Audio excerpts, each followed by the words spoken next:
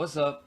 It's EKwesco, and today I'm going to be reviewing the Beavis and Butthead Experience on CD. This album was released on November 3rd, 1993 by Geffen Records. In the early 90s, whenever corporate music business and record sales were at an all-time high, record labels around that time period would still release albums with any type of marketable name on it, whether or not they were related to music. In this case, they used Beavis and Butthead, and they pulled together some of their favorite bands from the show for some original songs. I view the album as mainly a big episode that's conducted by music.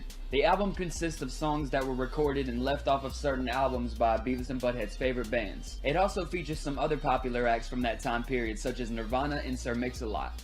Most of the songs on this album have skits that either introduce or close the song. A few of these skits consist of Beavis and Butthead meeting whatever band is about to play the song. The album starts off with the opening of Beavis and Butthead's air guitar show. After they're done playing their air guitar intro, Butthead introduces Nirvana's song I Hate Myself and Wanna Die as a song that they just wrote. The song I Hate Myself and Wanna Die was a B-side on the single of the song Pennyroyal Tea. The next track opens up with a skit that portrays Beavis and Butthead meeting the members of Anthrax. They knock on the door, enter the bus, meet the band, joke around, have a little conversation, and then they see pictures of the groupies that Anthrax have had over the years. Beavis takes the scrapbook full of naked groupie pictures to the back of the bus where the bathroom is before anybody even realizes him or the book is gone. The band confiscates the book from Beavis, kicks both of the guys off the bus, and then a cover of the Beastie Boys song Looking Down the Barrel of a Gun plays. This song shows Anthrax playing some thumpy grooves and some good rhythm sections that's prone to any headbanger's delight. At one point they bust out a power drill toward the end of the song and use it as an instrument. And then Butthead himself seems to have a hit or two up his sleeve. He bangs listeners over the head with a smooth talking, pick-up line-filled song called Come to Butthead. This song portrays Butthead confessing his love to the girl of his dreams. He states that he loves her so much he would do anything for her, especially if it sucked. And then we go to a song that is in any hardcore Megadeth fan's catalog. 99 Ways to Die comes in swiftly, and you can almost visualize Beavis and Butthead dancing around and headbanging to the song. Megadeth later released a song on an EP called Hidden Treasures. Then another skit starts to play. The guys run into Run-DMC in their prime. After they chop it up for a little while, an energetic banger called Bounce plays. The way that this album transitions from Megadeth to Run-DMC, it's almost hard to accept it, but honestly, you can just as easily go from headbanging to just bobbing your head to some Run-DMC. Honestly, I've never heard a better segue of genres done on an album like this. Although I've always felt like the next track doesn't necessarily fit on the album, Deuces Are Wild by Aerosmith is still a very great track to listen to. The song I Am Hell by White Zombie, however, is a perfect way to get you back in your energetic headbanging mode. The shit thumps, and if you're not careful listening to this song, you might have whiplash. The next track, entitled Poetry and Prose by Primus, is a song that Primus wrote exactly for Beavis and Butthead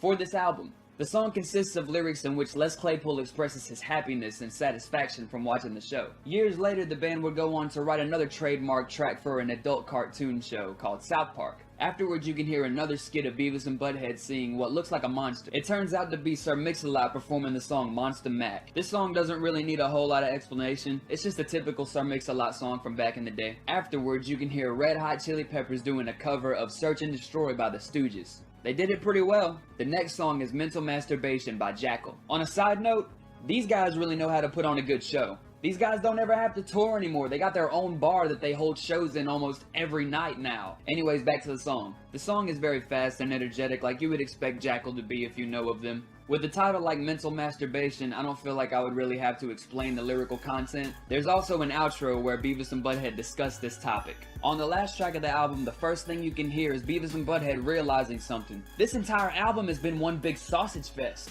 They both agree that they need a chick. Who comes to save the day other than fucking Cher? Cher pops up and does an amazing rendition of I Got You Babe, with Beavis and Butthead giving their commentary / laughter / singing, I guess. At one point you can hear Beavis doing a screamo solo almost. Toward the end of the song you can hear Butthead trying to put the moves on Cher. The album seemingly closes with an outro of an announcer saying that Butthead has left the building, and then Beavis snatches the mic and said that he's in the toilet. However, after this outro there's about a minute or two of silence, and then there's a hidden track. Good old fucking hidden tracks. A remix of Come to Butthead plays with a rapper named Positive K bringing in some extra verses. Most people aware of this album's existence have some type of childhood attachment to it. Whether your parent bought it and let you listen to it all the time, maybe you had a friend or a cousin that had lenient parents compared to yours and you listened to it with them, or maybe you just bought the CD by yourself when you were a kid. Who fucking knows? Who really cares? With me, even though I was born 3 years after the show initially got canceled, I was always a big fan of Beavis and Butthead. Are you kidding me? I don't know why. I just always thought they were hilarious.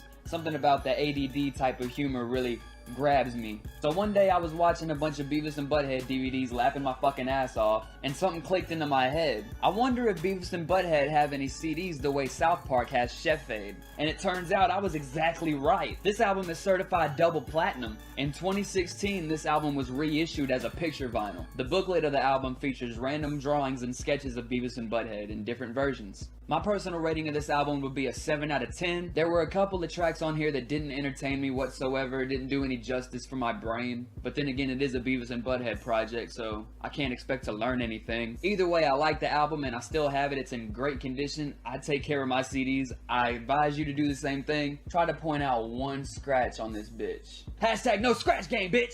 With that being said, I'm gonna hand this off to 13-year-old me. As you know, I like to order stuff online that's like rare, that a lot of people don't really do unboxings on YouTube. Okay. That was the day that I bought the Beavis and Butthead CD. Just in case any of you guys were wondering why there was blue tape on my hands. It was senior prank day at my school and I was a freshman. I got trampled. I skint myself up really bad at school today, so I got out early. So that's how bad it was. I don't want to blame anybody for it because my retarded self fell on my own. It was an accident.